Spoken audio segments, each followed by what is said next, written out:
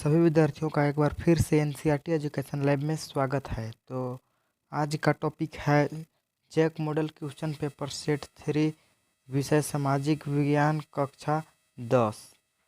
यदि आप इस चैनल पर नए हैं तो चैनल को सब्सक्राइब कीजिए और बेल आइकन को दबाना ना भूलिएगा।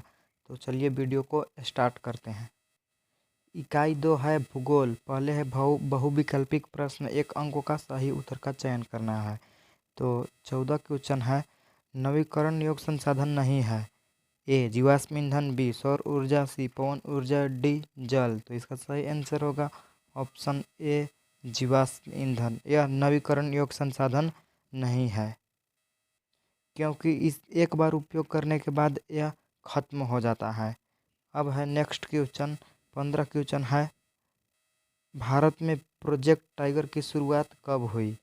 ए 1970, बी 1971, सी 1972, डी 1973। प्रोजेक्ट टाइगर यानी कि बाघ संरक्षण कब शुरू हुआ, बाघ बचाओ संरक्षण। तो इसका सही आंसर है ऑप्शन नंबर डी 1973 ईस्वी। अब है 16 क्वेश्चन भारत में स्थित कोडरमा निम्नलिखित में से किस खनिज का अग्रणी उत्पादक है। ए बॉक्साइट, बी अभ्रक, सी लौह अयस्क, डी तांबा। तो इसका सही आंसर है ऑप्शन नंबर बी अभ्रक। अब है कोष्ठकों में सही शब्द को चुनकर रिक्त स्थानों को भरिए। तो 17 क्वेश्चन है भारत का पहला सूत्री वस्त्र डॉट डॉट में मुंबई में लगाया गया। कब लगाया गया? 1854, 1856। तो इसका सही आंसर है ऑप्शन नंबर 1856। 1856 इसका सही आंसर है। भारत का पहला सूती वस्त्र 1856 में मुंबई में लगाया गया। अब है अति लघु उत्तरीय प्रश्न। 2 अंकों का 40 शब्दों में उत्तर देना है। तो ध्यान दीजिएगा। 18 क्वेश्चन है लौह खनिज क्या है, उदाहरण देकर बताइए। तो इसका उत्तर है लौह खनिज धात्विक खनिज है। ये धातु शोधन उद्योग के विकास को मजबूत आधार प्रदान करते हैं।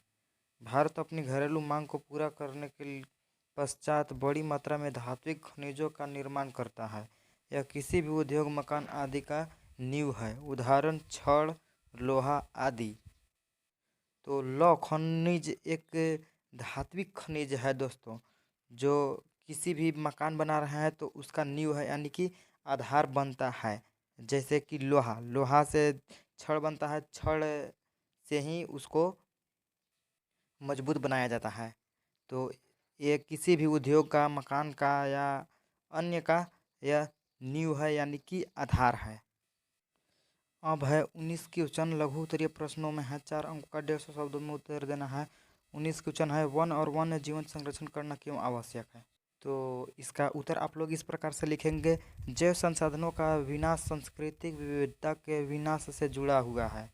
जैव विनाश के कारण कई मूल जातियां और वनों पर आधारित समुदाय निर्धन होते जा रहे हैं। यह समुदाय खाने पीने, औषधि, संस्कृति, अध्यात्मक इत्यादि वनों और अन्य जीवों पर निर्भर है। हमें लकड़ी, छाल, पत्ती, रबड़, दवाइयाँ, भोजन, ईंधन, चारा, खाद आदि प्रत्यक्ष अथवा परोक्ष रूप से वनों और वन्य जीवों से प्राप्त होता है। वन वर्षा में महत्वपूर्ण भूमिका निभाता है, अतः वन काटने से पर्यावरण प्रभावित होगा। वन के बिना जीवन असंभव है, इसलिए वन और वन्य जीव का संरक्षण आवश्यक है। अब है 20 क्वेश्चन प्राचीन भारत में जल संग्रहण के लिए अपनाए जाने वाले तरीकों का वर्णन कीजिए। तो आप उत्तर इस प्रकार से लिखेंगे। प्राचीन भारत में जल संरक्षण करने के लिए बांध, झील, कुआं, पोखरा आदि का निर्माण होता था। जवाहरलाल नेहरू गर्भ से बांधों को आधुनिक भारत का मंदिर कहा करते थे। उनका मानना था कि इन परियोजनाओं को चलते कृषि और ग्रामीण अर्थव्यवस्था, औद्योगिकरण और नगरीय अर्थव्यवस्था समन्वित रूप से विकास करेगी। अब है इसका अथवा में क्वेश्चन सीमांत सड़कें का क्या महत्व है, बताइए। तो आप लोग उत्तर इस प्रकार से लिख सकते हैं। भारत सरकार प्राधिकरण के अधीन सीमा सड़क संगठन है, जो देश के सीमांत क्षेत्रों में सड़कों का निर्माण व उनकी देखरेख करता है। यह संगठन 1960 में बनाया गया, जिसका कार्य उत्तर तथा उत्तर पूर्वी क्षेत्रों में सामरिक महत्व की सड़कें का विकास करना था। इन सड़कों का विकास से दुर्गम क्षेत्रों में अभिगमता बढ़ी है तथा इन क्षेत्रों के आर्थिक विकास में भी सहायक हुई है। यह पक्की सड़कें सीमेंट, कंक्रीट व तारकोल द्वारा निर्मित होता है, अतः यह 12 मासी सड़कें हैं। अब है दीर्घ उत्तरीय प्रश्न, 5 अंकों का 200 से 250 शब्दों में उत्तर देना है। तो 21 है, खादर और बांगर मिट्टी में अंतर स्पष्ट कीजिए। तो उत्तर है खादर और बांगर में अंतर है। नया जलोढ़ मृदा को खादर कहते हैं और पुनर्जनन जलोढ़ मृदा को बांगर कहते हैं। पहला अंतर हो गया। अब दूसरा अंतर है, खादर में कंकड़ ग्रंथियों की मात्रा कम होती है और बांगर में कंकड़ ग्रंथियों की मात्रा अधिक होती है। दूसरा अंतर हो गया। और तीसरा अंतर है, खादर में ज़्यादा महीन कण पाए जाते हैं और बांगर में बहुत कम महीन कण पाए जाते हैं। अब है अथवा में इसका क्वेश्चन है, बाघ परियोजना के विषय में संक्षेप में वर्णन कीजिए। तो उत्तर है, वन्य जीव संरक्षण में बाघ एक महत्वपूर्ण जंगली जाति है। 1973 में अधिकारियों ने पाया कि देश में 20वीं शताब्दी के आरंभ में बाघों की संख्या अनुमानित संख्या 55,000 से घटकर मात्र 1827 रह गई है। बाघों को मारकर उनको व्यापार के लिए चोरी करना, आवासीय स्थलों का सिकुड़ना, भोजन के लिए आवश्यक जंगली उपजातियों की संख्या का कम होना और जनसंख्या में वृद्धि बाघों की घटती संख्या के कारण है। प्रोजेक्ट टाइगर विश्व के बेहतरीन वन्य जीव परियोजनाओं में से एक है और इसकी शुरुआत 1973 में हुई। बाघ संरक्षण मात्र एक संकटग्रस्त जाति को बचाने का प्रयास नहीं है, अपितु इसका उद्देश्य बहुत बड़े आकार के जैव जाति को भी बचाना है। अब है 22 क्वेश्चन दिया गया, भारत के मानचित्र में निम्नलिखित को दर्शाइए। पहला है लाल मिट्टी और लाल और पीली मिट्टी। तो ये जो लाल कलर से कलर किया गया है, यह लाल और पीली मिट्टी है।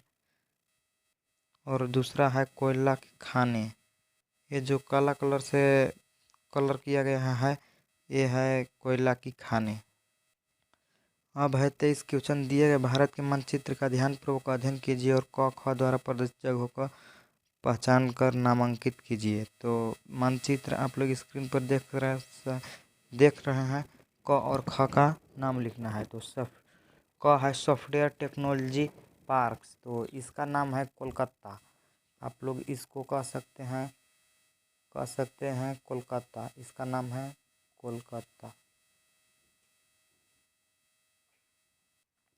और ख है पर्यटन स्थल, तो इसका नाम है मुंबई, इसको आप मुंबई कहिएगा, ये है मुंबई।